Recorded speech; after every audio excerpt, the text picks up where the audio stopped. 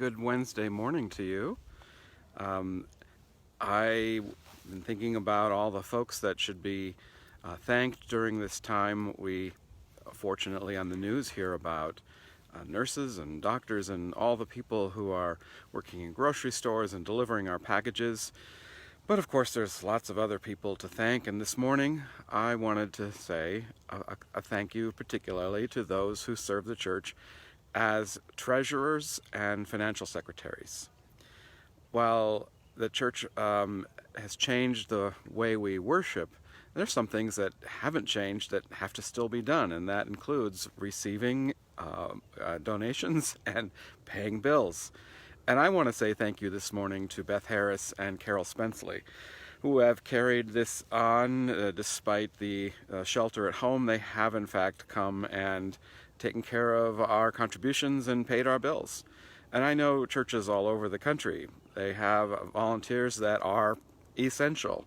And I would encourage you, our One Thing Wednesday, we stopped doing that, but this is Wednesday, and one thing you can do is say thank you to your church volunteers, in particular thinking today of Beth and Carol or anybody in your churches who are taking care of these important tasks. But as much as I say thank you to them, thank you very much, I say thank you to all of our generous contributors, because they would have nothing or at least Carol would have nothing to deposit if contributions weren't coming in as they are. I want to say a special thank you for the fact that they've had to adapt to new ways of giving. So since we're not meeting in person, offerings are not coming on the plate, and it's not that you take it home and count it after church. It's coming in the mail, but it's also now coming by credit card, on PayPal, it's coming by text, on Tidely. And Tidely in particular, text giving, has required a totally new system, learning a new system, how to track donors. And both Beth and Carol have stepped up in just remarkable ways, because these are things that needed to be done, and so they said, okay, we'll learn how to do it.